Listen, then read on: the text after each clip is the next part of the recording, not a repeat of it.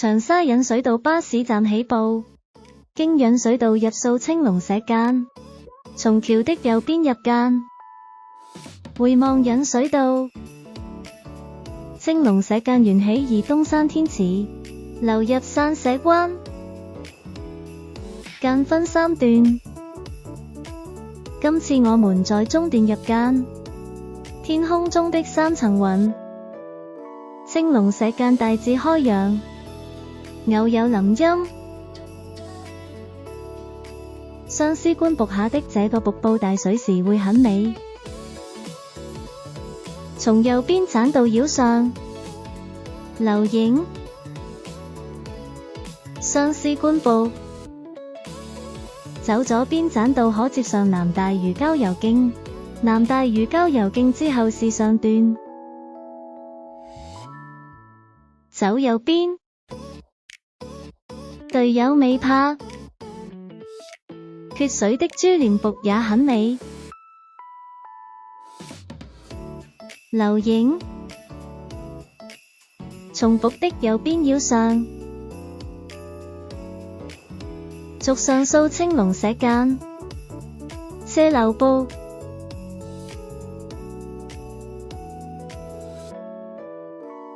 爬上岩坡，上面是龍笏瀑，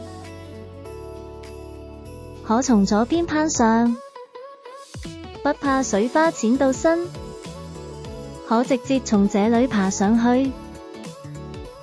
下望龍笏瀑，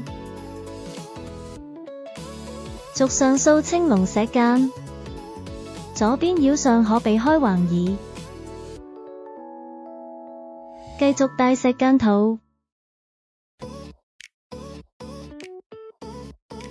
今日乾爽，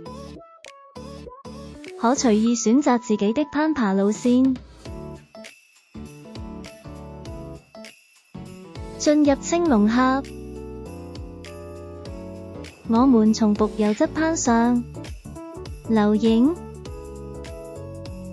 青龍峽是崖瀑，新手需要有經驗的同伴帶領下攀上。上望青龍壁，攀上青龍壁，留影。離開青龍壁，上望欄位，手腳位尚算充足，小心攀上。下望，續上數青龍石澗，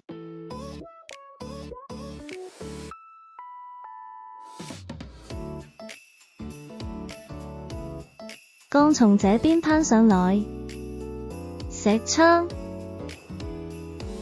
這時天空變得晴朗，攀上青龍頭會有一點點難度。在青龍頭留影，離開青龍頭澗道變得平緩。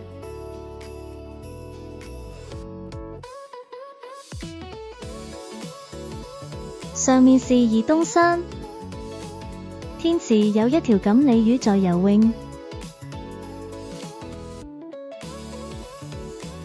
日落天池，倒影很美。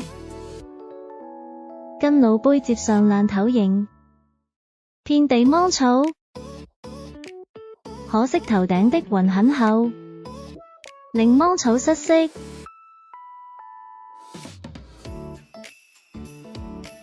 向大東山方向走，下個目標是黐渠石，邊走邊拍照。黐渠石，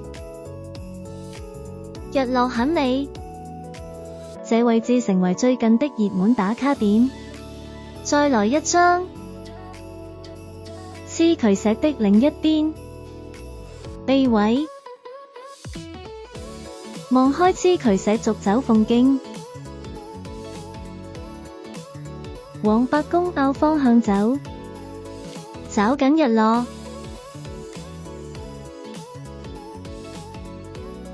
落到地面已天黑了，在伯公坳巴士站散。